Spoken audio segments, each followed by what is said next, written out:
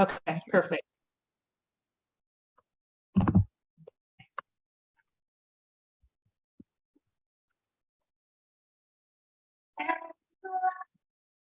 All right. Hi, Bev. Hi, Susan. Hopefully I'm saying that correct. Good to see you. Yes, thank you for joining us.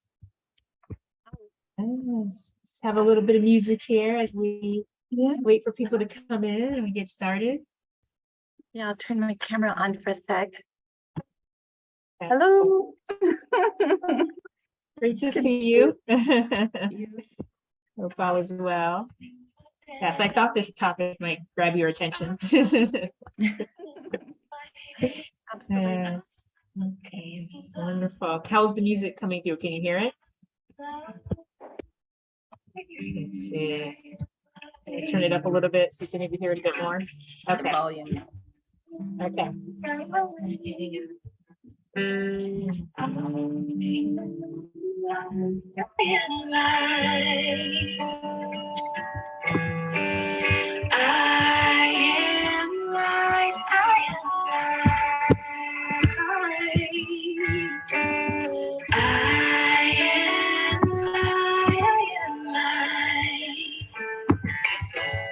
I'm not the mistakes that I have made, or any of the things that caused me pain.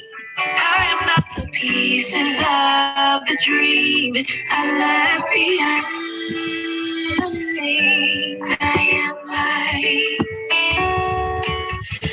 I am light.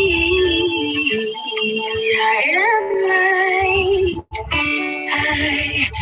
I am light.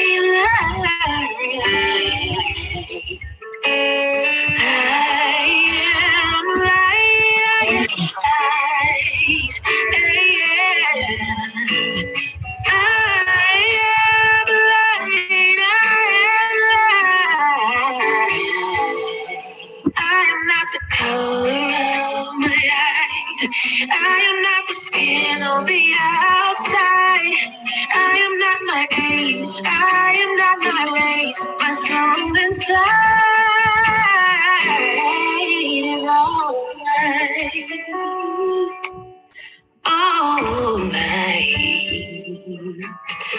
All light. Yeah. All light. I am light, I am light, I am light, yeah. I am divinity defined. I am the God on the inside. I am a star above it all.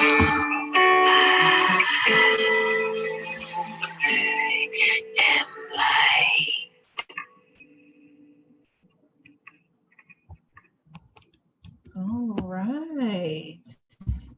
So that was India Ari, and the song is called I Am Light. And it just seemed like it was the beautiful, right song to just kind of welcome us in and kind of bring us into the right energy and vibration for this discussion today.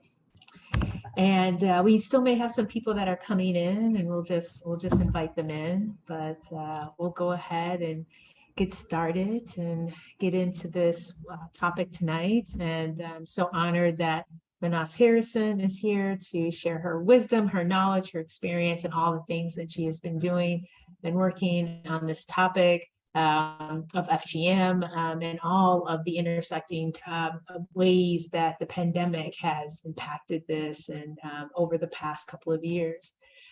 And first, just to welcome you all here, this is our Consciously Secure Leadership Series. We started this series back in 2020, and it was really in response in many ways to the pandemic. It was a way to bring people together in kind of a new way, now that we were all at that time in our homes and we're looking for ways to connect and meaningful ways and have meaningful discussions. We had topics on what it meant to be a consciously secure parent, and we had incredible speakers come in and share their experience of how they dealt with personal security issues, both physically and digitally. We had talks on race and gender and just a number of different topics, as well as traditional topics like cybersecurity, to really help people with where they are and whatever it was that they needed most. And PurePoint International is a security organization, a holistic security organization that really focuses on what does it mean to be safe and secure? And what does it mean to do this in a way where we focus on how we can create a more consciously secure world grounded in the feminine? And so what that means is really thinking about and understanding that, yes, digital security is important and physical security is important, but so is emotional, psychological, and spiritual. And how can we really ensure that people we're working with, the organizations that we're working with that resonate with this and that really need it, are getting the support that they need? We also work with traditional companies like insurance companies, where for them cybersecurity is what's really important for them as they make it and work through their day. And so as we get started, this talk tonight is the first in our series of discussions that we'll have this month going into October and then going into November. And we also have our Consciously Secure Leader Virtual Summit that is taking place October 10th. So I would encourage you to please check that out. You can see the information on the website, as well as the other talks that we are Consciously Secure Leadership. And so with that, I am just so honored and thrilled to have Mahnaz here. I've known her for years. And she is just this incredible light that is really doing incredible work in the world. And it's been over the years where there's been this unveiling, kind of like a flower drip that's just continuing to open into this beautiful bloom, where I've continued to have a better understanding of what she does and how she's making an impact in communities in Kenya and also in other communities around the world, in North Africa, in places like Turkey and other areas. And it's been amazing to be able to learn about how she thinks about solving FGM.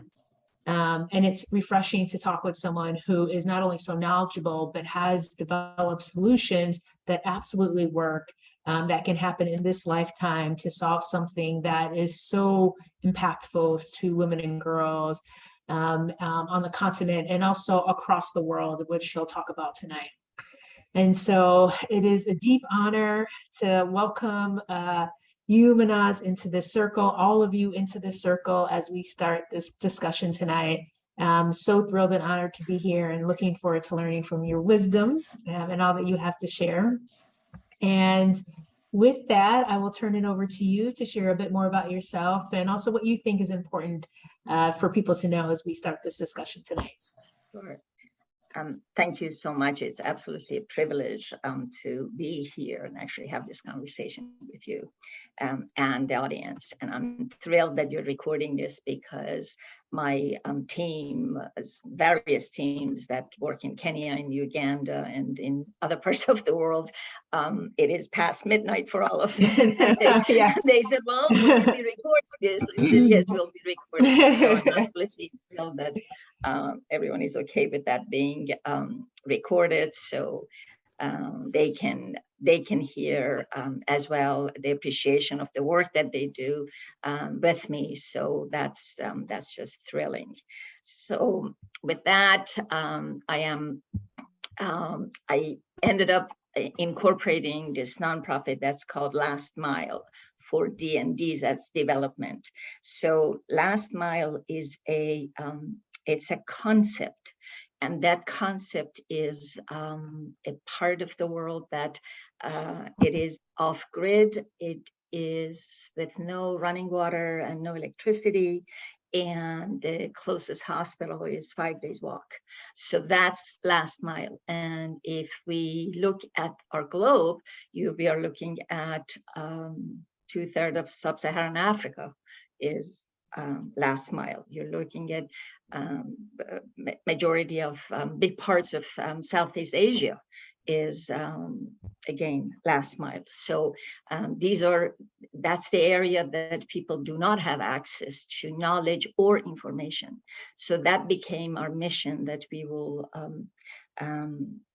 march into bringing knowledge and information about women and girls' right to safety and health, and particularly safety from gender-based violence. So that has been the crux of it. I have worked around many regions, Middle East and North Africa and Eastern Africa and the Caucasus, to bring knowledge, this kind of knowledge, to a particular women group, community-based organizations that are run by women, and activists that want to voice out their concerns for women, so women and girls. So this has been a sort of the basis of what we do.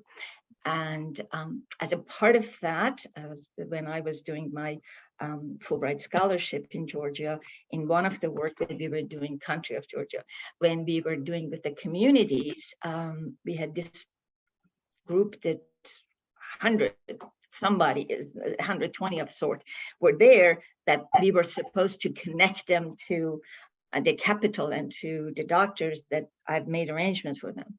Well, it was one of those brownout blackouts, so electricity was cut off.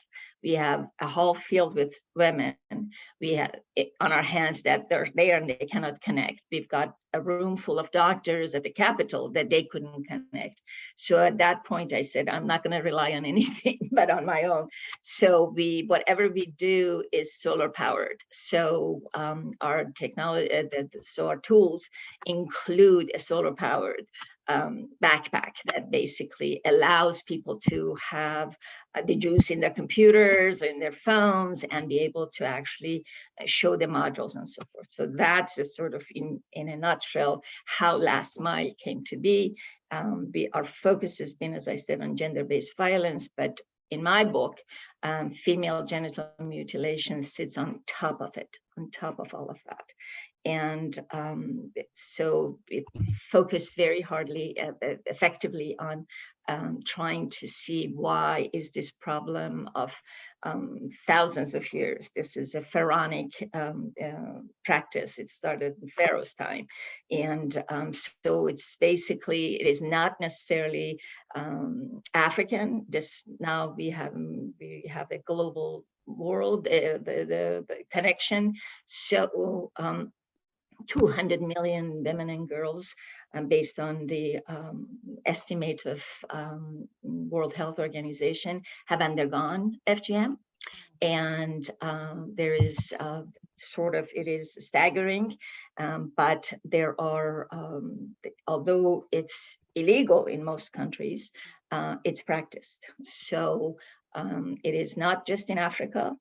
We had it in Detroit. There's New York. 4 weeks ago, in Washington, D.C., there was this educational piece for the social workers, physicians, nurses, to how to address FGM. So this is because the anticipation is there are 50,000 women and girls in Washington, D.C. in danger of undergoing FGM. So this is a major global issue that ought to really be addressed. And so that is what I can continue talking if you want, Jessica. Yeah, I mean, it's incredible. I mean, I just want to highlight a couple of things that you said, just, that, just kind of hitting home for people that the last mile is that part of the world where people don't have access to electricity, where people are, she said, a 5 days walk to the nearest city or town or village, hospital, thank you. And so it's, Mahnaz is doing work with truly connecting with those that really need it most. And I love that you talk about the solar packs, that for those individuals where they may not have access to electricity, having solar packs so that they can connect and as much as possible. And And that and a lot of those places, as you mentioned, FGM is just something that is practiced. It's culturally accepted. 200 million women and girls have been impacted by this, and you know, the kind of overarching theme around this is gender-based violence. You know, this violence, this specific violence towards women. And also just hitting home that this is happening in the United States, it's happening in the cities that we live in, and that it isn't regulated to just the parts of the world that are considered the last mile. And that's, you know, really where the cultural piece comes in. And I just think that's so beautiful as we set the tone for tonight's conversation. And that really also connects to what, you know, what's been going on the last couple of years with the pandemic, and how the pandemic has also impacted FGM and gender-based violence. And so I was wondering if you could share more about the term shadow pandemic and what that means, and when you use that term for the audience, people that are here tonight. Sure. So I'd like to really define these jargons of ours. So there is those of us who work in the international development arena reference a term called Global South and Global North. So the Global North are the countries that are better situated. They have better socioeconomic conditions, and health systems are in place, and they are not politically fragile. North America, Western Europe, Australia, New Zealand, Japan, they are considered the North. And the South, the Global South, are countries that have opposite of that. So they have more fragile political systems. They have a very fragile, if any, health system in place. And it's also poverty stricken. So when the pandemic hit, although it was it's a global issue, and it was new to everyone, and we all had to struggle to see how we face it. The Global South had to deal with it in a multitude of ways, and since they don't have the health system that can be sustained, wanting to address this kind of illness, what happened is that they just put total lockdown. Uganda's schools were closed over a year and some. Kenya was months that were closed. So this, so shadow pandemic, which I will define in a second, happened everywhere, but it happened worse in the Global South, just because access to services and access to what was needed to overcome the shadow pandemic didn't exist. So basically what we're looking at is what went on right after the outbreak of COVID.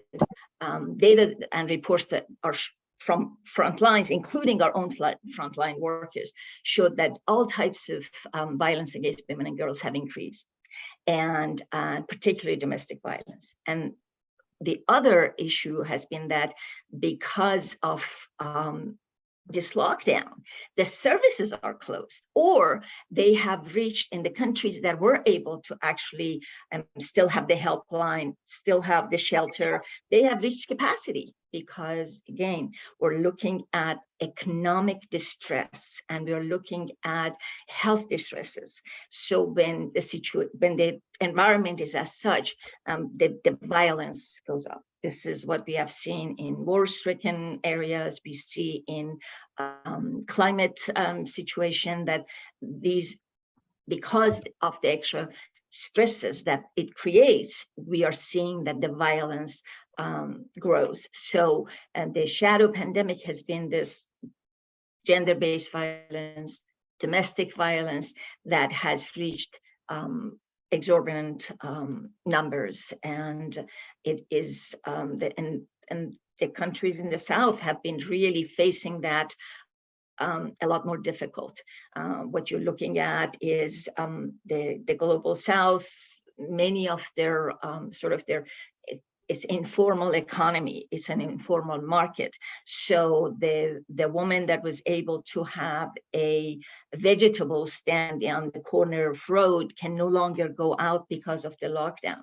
So then what happens is that they don't have the extra funds that they were able to bring to their household. And then on top of it, they are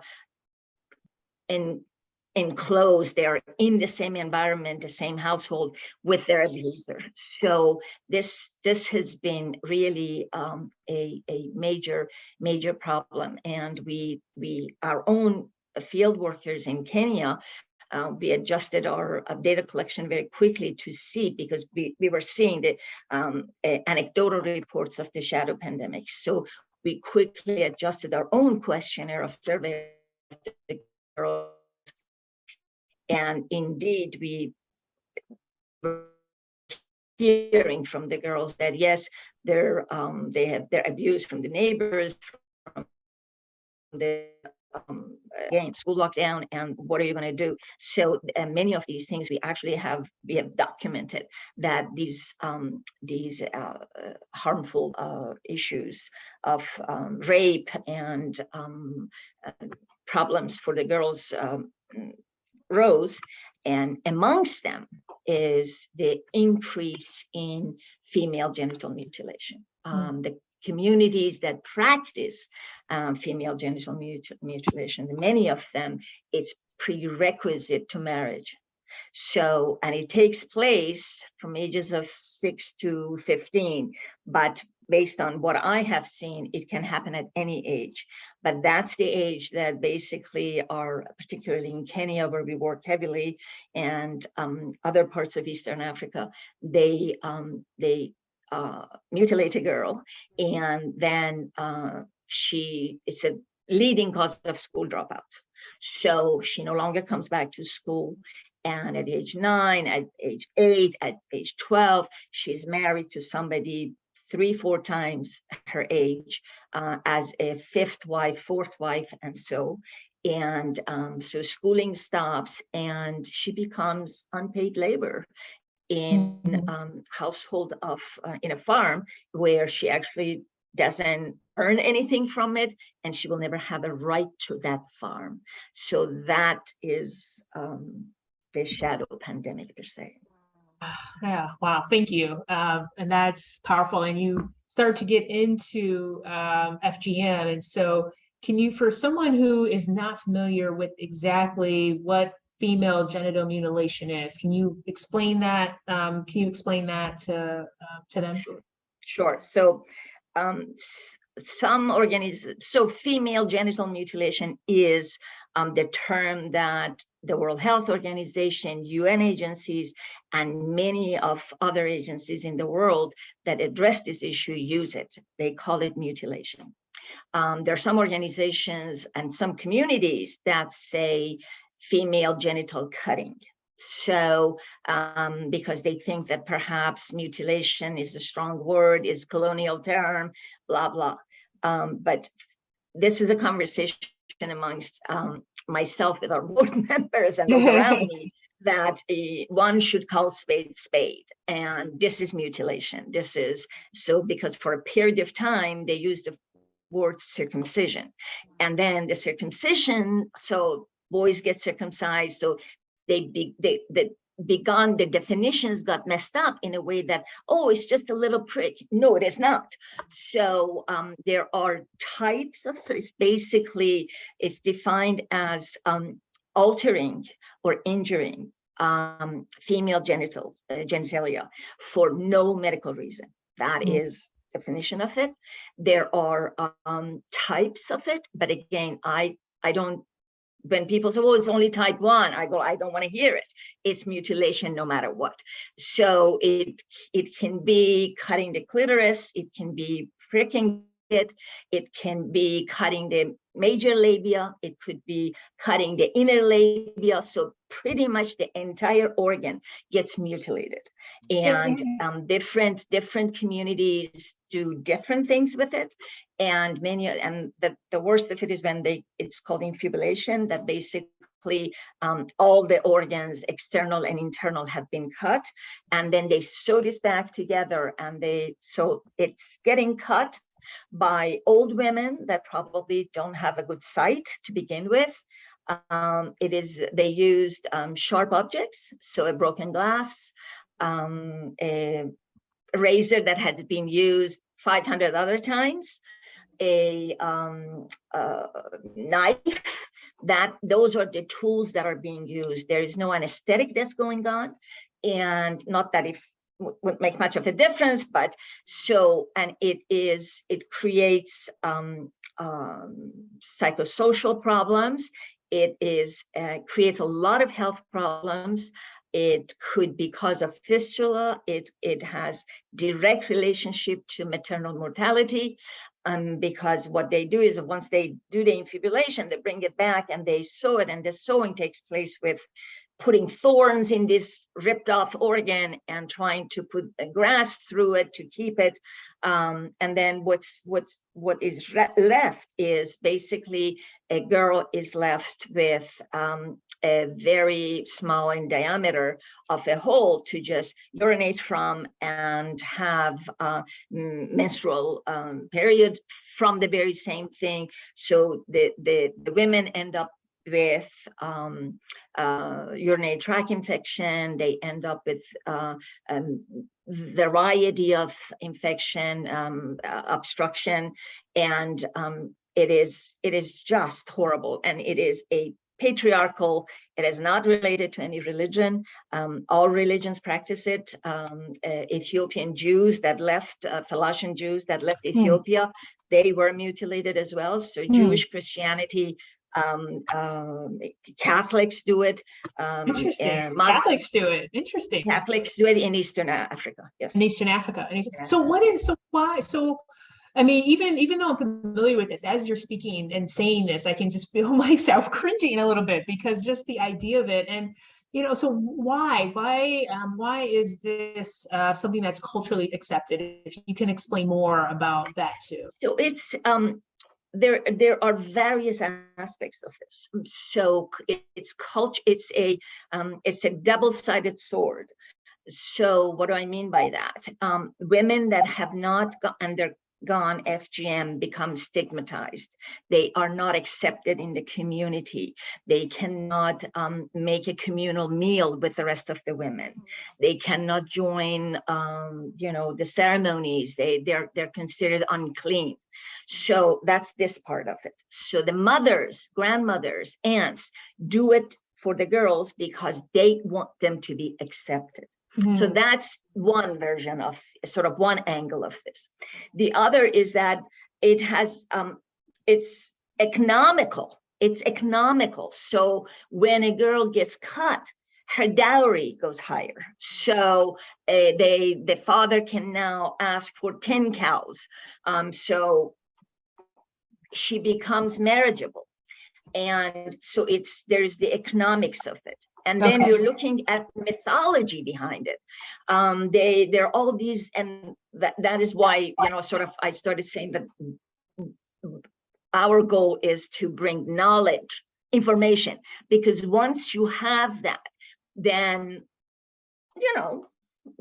eyes will begin opening. Yeah. So yes, the girls haven't been given a voice. This is what I call a silent crime. Everyone knows it's happening, but no one talks about it. No one talks about it. And what happens is, and if the girl complains, if you say this is painful, it was this, they shun you. So you just go about your way as if nothing happened. And it can't be because it is harmful. It has created a series of serious health complications for women. One of the things that we learned in our work as we get we'll talk about it more, is that as we are sharing knowledge with the community, as we are sharing knowledge with the women, in these parents, in these community meetings, stakeholders, all of a sudden you have women that raise their hands, say, I have these, for example, we say you'll have a urinary infection, you will have cysts, you will have, it creates, the skin has to be ripped off if a child is being born. Many of the time, the child is stillbirth because the canal that existed there is no longer there, so it cannot open to let the baby come out.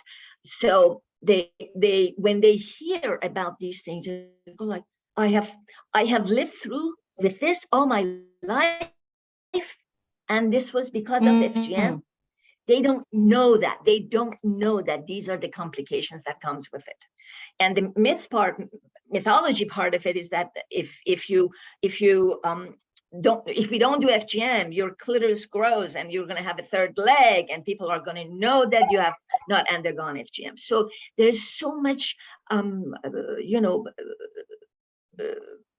myth and so much untruth about it that when people actually hear it, they're shocked into what has happened. One of the work that UN has done is they brought male circumcisers and then and female cutters. They brought them into a session of sort in one of these community sessions. So the presenter stood there and explained that this is what happens in FGM. The male circumcisers got up and started swearing at this presenter, saying, you're lying. This is not what happens. The women cutters said that's exactly what happens. So there is the knowledge into what goes on. And then the next generation, the younger men are realizing that there is no joy in wanting to have a relationship with a woman that doesn't have any sensation, and it's only pain and agony. So we see changes, but it's not fast enough. And because this, again, the pandemic had pushed the scale back again because of the socioeconomic stresses that has been brought to the communities. Right now, in parts of Kenya, has been drought, and their cows are dying, the camels are dying. So we see a rise in FGM because they cut a 9-year-old girl, marry it off to a 50-year-old, and get money to buy 5 camels, 10 cows. So that this will continue, but we really need to be changing. It is as I told you earlier, that I don't believe there are enough jails in the world to want to put the perpetrators in it. And I also do not believe there are enough shelters to house the women and girls. In emergencies, yes, but as a matter of practice, we must change the attitude. We must change the mindset of the people that continue doing what they're doing. And I think that is critical to the work we have done. We have brought the girls to the table. The girls have a voice where they haven't had a voice. And we trained them for understanding what goes on with an FGM. And we help them to actually explain that to their parents. We bring the parents into the fold, and we bring the authorities into the fold.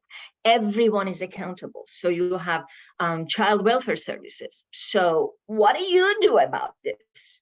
Or you have magistrate. There is mobile courts to actually address these issues.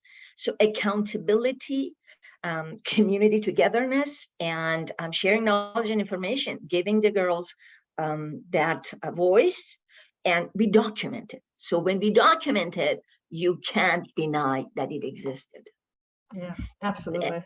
FGM has gone on for all these hundreds of thousands of years because nobody documents that. UNICEF, UN says we don't have evidence, and that evidence makes a world of a difference. In when we started this work in Kenya. Do you want me to stop? Well, I do just want to ask a question, because you were talking about bringing people together, which is amazing and fascinating. And, one of the things that, that I'm curious about is that when something like this is just culturally the norm in a society, and you go to the magistrate and you go to services departments, I mean, how do you work with them if there's someone that's there that has had this happen to them, or they believe it's something that should happen? I mean, how does the breaking down of those norms happen so that the law can step in and actually support these individuals and these women? But also, I would imagine this impacts families as well. So when you have people in a family unit that have different perspectives on this, how do you maneuver through all of that? So this is a it's a long plan. It's not, there are lots of groups that come in and do like community awareness and then they leave. Well, that doesn't work. I mean, okay, I learned, but then what? So I think this continuation matters from the get-go. From the get-go, I believe that this is a three-pronged approach. And so from the get-go, we brought the local authorities to the table. And the headmistresses, tribal chiefs, chiefs from various organizations, governmental organizations, religious, the imam, the pastor, we brought them all into a community forum. And we have kept with them from the get-go. So even though we have turnover of, the chief of police goes someplace else, an ex-chief, we have continued keeping in touch with them.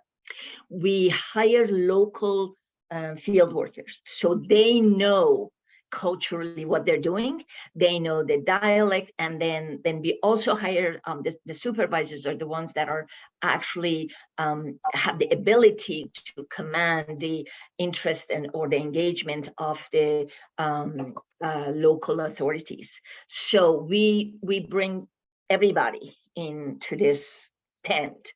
And what we did is, as I said, for the first time, the community is telling us that no one has gone to schools to talk to the girls. We're the only group that has gone to schools directly working with the girls, alongside of working with the community members. So we have educational modules, 9 educational modules that talks about, what is FGM, why it's, harmful, legal, what is legal, what are your rights, what is this and that.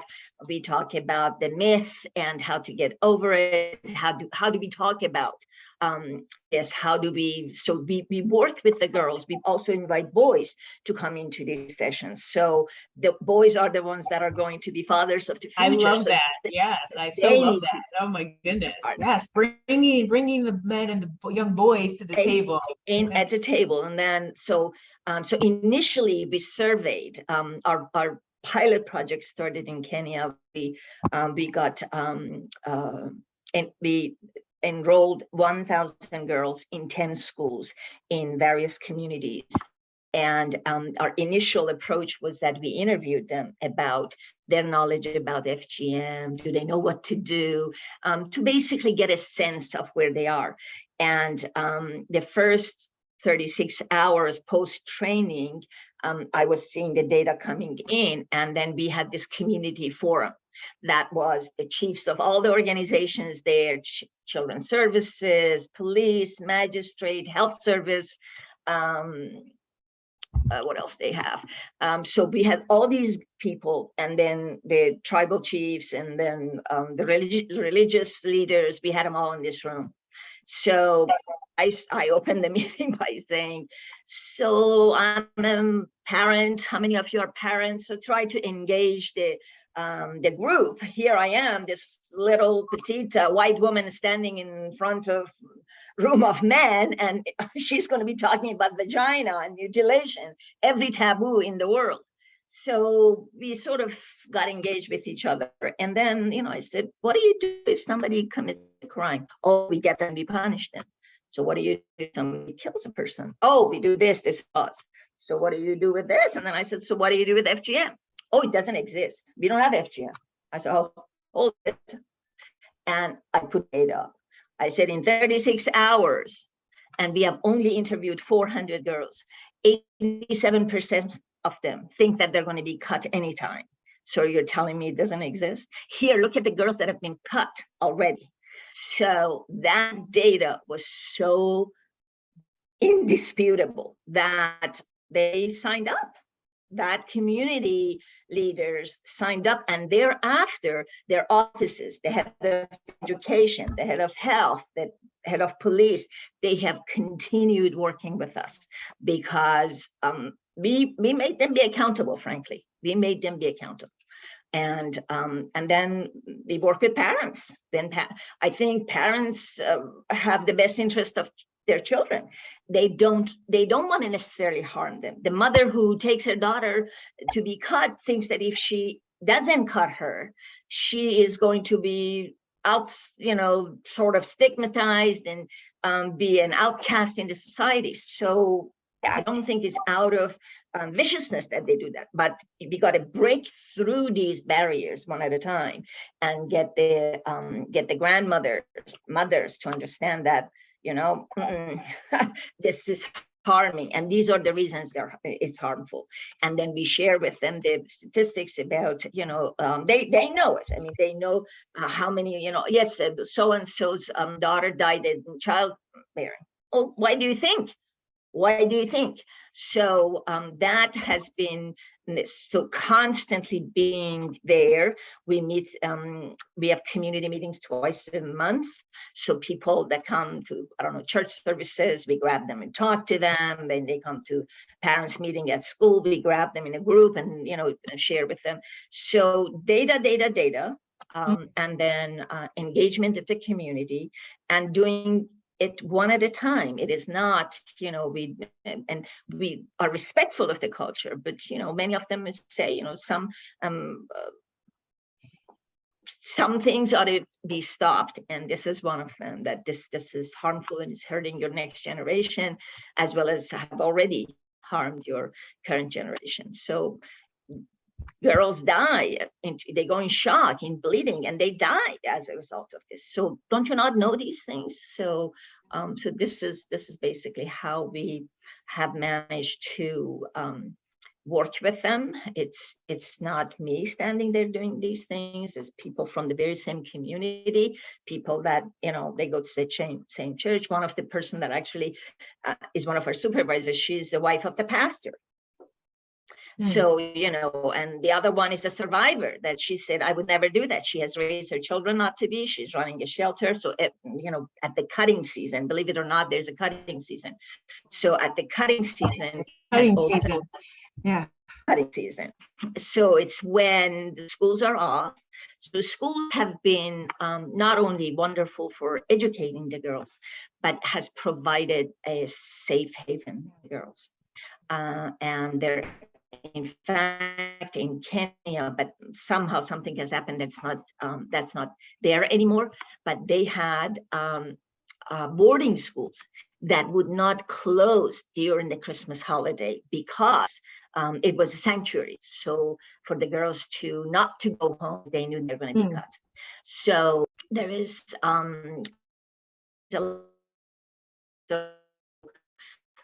they cut them and then they send them to the farms to work at the farm because it's farming season. So the cutting season corresponds to the farming season. Yeah. I mean, it's just, it's amazing. And just, thank you for sharing all of this knowledge, and as you talk about, the fact that this is discussed in schools and, bringing communities together, are there, because this is illegal, right? And so when this happens, in Kenya, it's illegal. In most countries, it's illegal.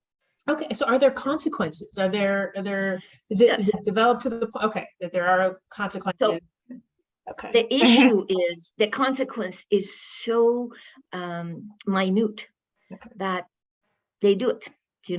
So they fine if there's something like 3 months jail for the father, or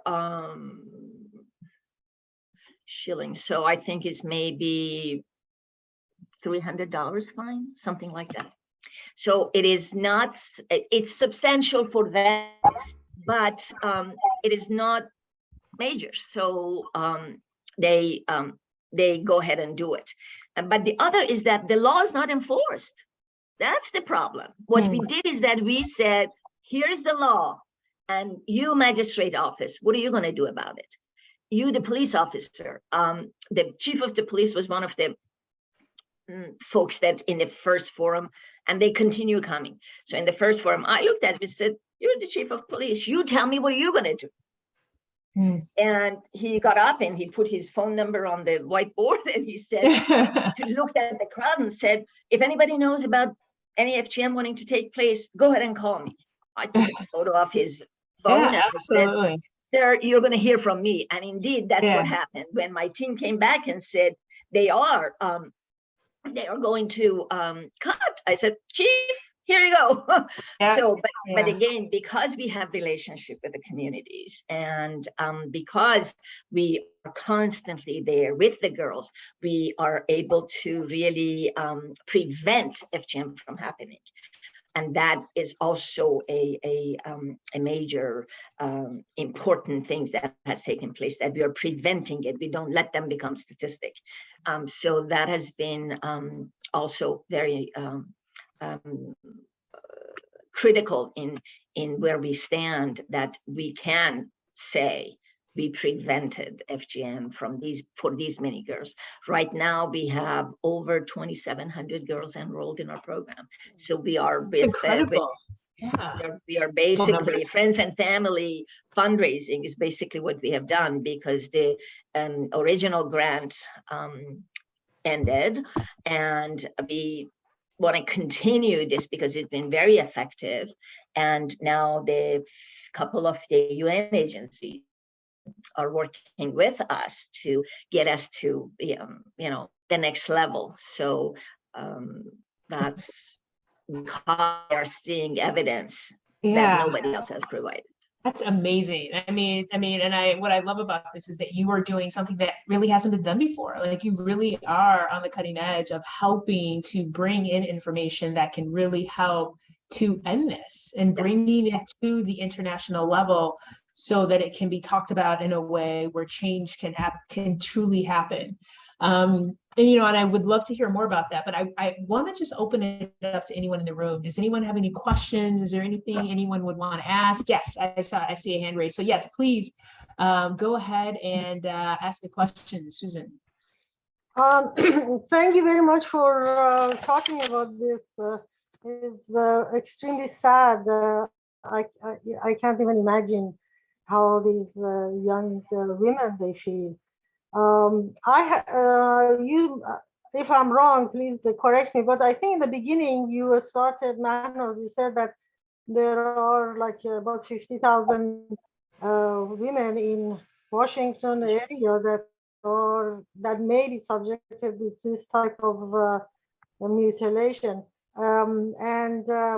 There are a law against it. Have you seen anything that there has been any punishment or any education for the parents or for the kids? I understand this is a long-term type of thing, education and stuff like that, but they do a lot of hiding. Yes. Things. Yes. So CDC estimates 500,000 women and girls in the US are in danger of undergoing FGM. The communities, the practicing communities are either in large cities like Washington, New York, LA, or in rural communities. US, in terms of training, Susan, have been behind. They're running. We are way behind the Europeans, way behind when it comes into getting communities engaged and getting communities realizing that they need to leave this practice behind. They are 32 states is illegal Not all 50 states are illegal. So that's a problem. And there is, I see the question, Bev, I come back to you. So the training that needs to be done, they're doing the trainings for the health providers. So it would be after the fact, unfortunately. There are, right now, for example, if you enter Ireland as a part of what as an immigrant, when you get to, you enter Ireland, they have this physical checkup that they have to do. And if someone has undergone FGM, they have reconstruction surgery for them. Wow. Most of Europeans are working on that. And they're also putting funds in prevention, because again, the cost, if it doesn't happen, cost is a lot less than when it happens and it has to be repaired. The cost to health system is enormous, European health system. So they are, they're ahead of the game on doing this.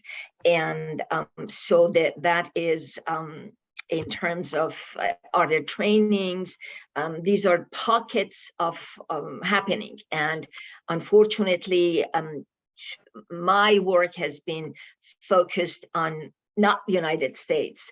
What I know is, for example, the Somali population in Minnesota, they are practicing. Somalia has one of the highest prevalence, something like 98% of FGM. And they actually do that infibulation that I told you. So they have, they pick up their economies of scale. So either they bring a cutter to the United States, to their community, and put 20 girls at once, go under cutting, or they call it cutting holidays. So they take their girls in groups back home. There is an area, there's a person in Nairobi, that the area that's called Little Somalia. And actually Somali girls are taken because Somalia itself is not, politically not safe and so on. So they go to Nairobi to cut the girls. So, and Bev, I think short of calling 911, I do not believe the shelters or the women groups have come up with wanting to address this. I believe, and one of the reasons that I actually continuously have tried to stay focused in the other part of the world is the magnitude of it is so much greater in, like five Eastern African countries of Kenya, Uganda, Tanzania, Somalia, and Ethiopia have a quarter of the FGM of the world. So, there you're looking at millions of girls. Actually, the numbers, every 10 seconds, a girl gets mutilated. There are 3 million a year.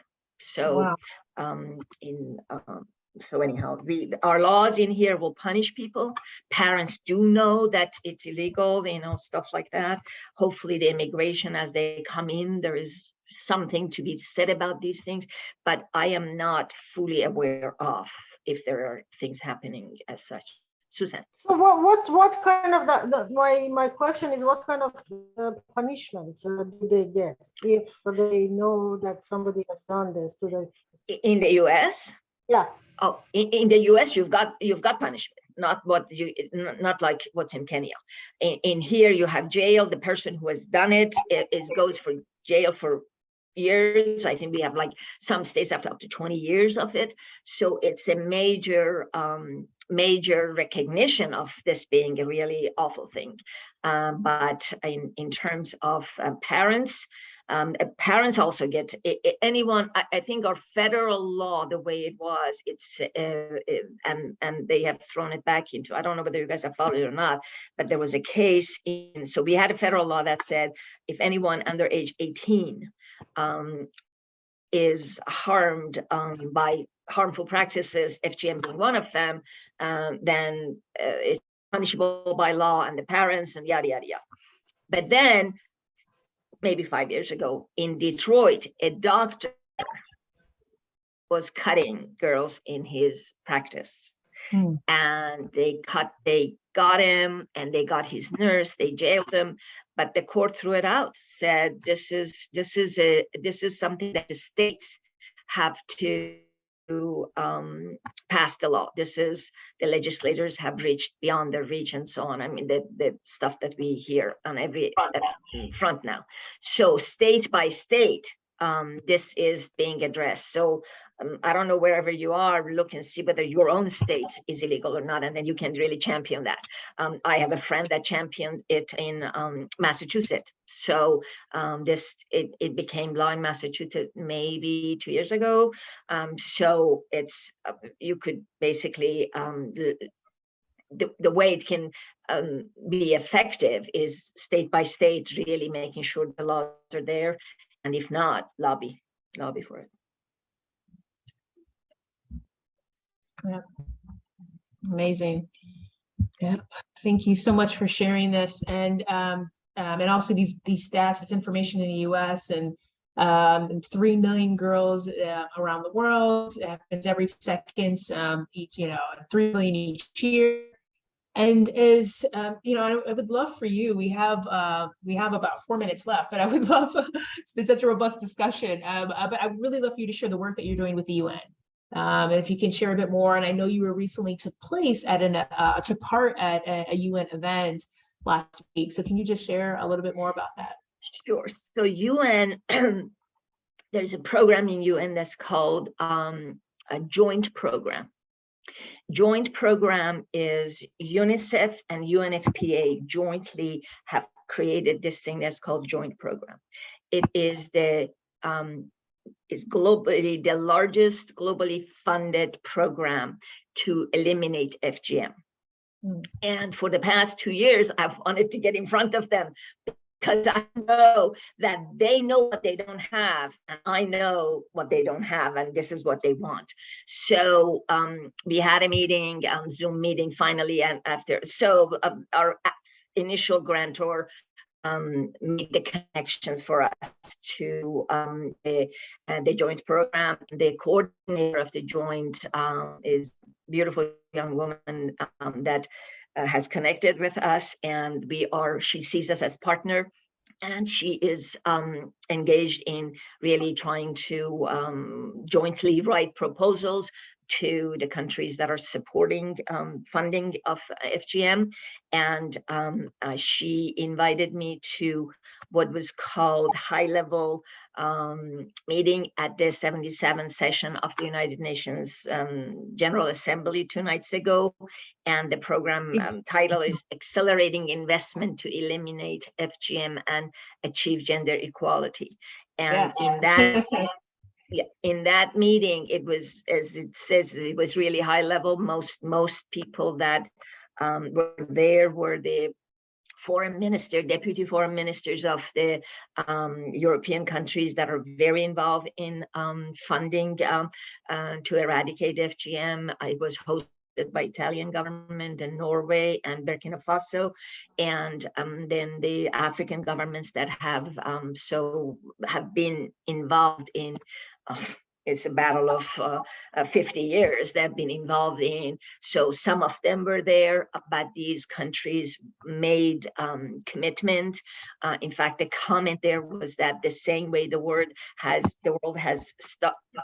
spent on COVID, if we are to eliminate this by 2030, we have to put the same amount of effort we have put behind COVID in eradication of FGM.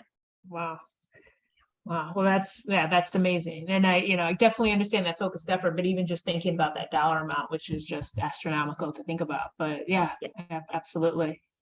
Yeah. Well, amazing. And congratulations. I mean, just incredible work. And just, I can imagine a culmination of doing this work and, gender equity and women's health and, I know you've been doing this work for like 40 years, and to have, to be able to have this, to see your work happening in this way where you are really able to provide the UN with incredible information and data that they can then literally use, and to have these experience with these governments, I'm sure just must be satisfying in multiple ways, and just it's incredible. So just congratulations on this incredible work that you're doing. And in impacting the lives of women and girls across the world, and really, you know, and doing it at the community level, showing it can be done, and really, and then taking that to the highest levels of government. So, I mean, that is it. That is it. This has been the sweat and blood of many years. But yes.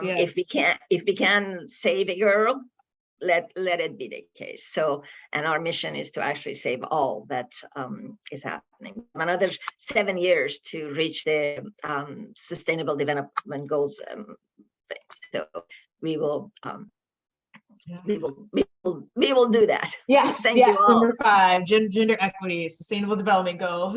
Yes.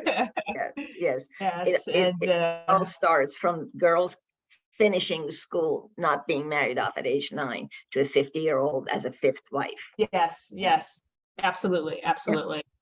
Yeah. Incredible. And so Sharon is saying, thank you for the work that you do. Susan is saying, thank you for the informative webinar. So thank you so much for coming in and sharing this information, for sharing your wisdom, your knowledge, and for just helping to bring more awareness of this. I mean, people may have heard about FGM, but you know, to really hear that you speak about it the way that you do, and also just not just the numbers and the impact of it across cultures and across the world, but also to hear what's being done now in the, you know, still in the pandemic, and the shadow pandemic is incredible. So thank you so much for being here with us. And and I'll give it to you for the last word. Anything you would like to say before we officially close? It was a pleasure. I want to thank my all of you who attend, and thank my teams that will be watching this later. Absolutely. It is their work that relying on their work and continuously supporting them to deliver and keep the girls safe. So we are in it all together, and if it's up to us, we're not going to let any girl get cut. Yeah. Wonderful. Beautifully said. Yes. Thank you. Comment. Yes, please. So the group that I belong is a large Iranian women group, but unfortunately today, because of the the criminal president of Iran was speaking there, around the same time there was a big procession and protest going on. That's why many of people in the group were not able to attend. Mm-hmm. So it would be nice to get the recorded version so we can send that up. Mm-hmm. Thank you. Absolutely. Yep, this is being recorded, so we will definitely make sure that you get the link, and so we'll upload it and share that link for you. Wonderful. Okay. Thank well, thank you all. Wishing you all an absolutely wonderful evening. And we'll be sure to send out the link to everyone who registered so that they'll have that. So thank you. Thank you so much. Thank you so much. Sure. Right. Take care. And Mahnaz, if you want to hold on for a minute, but thank you so much to everyone, and have a beautiful evening.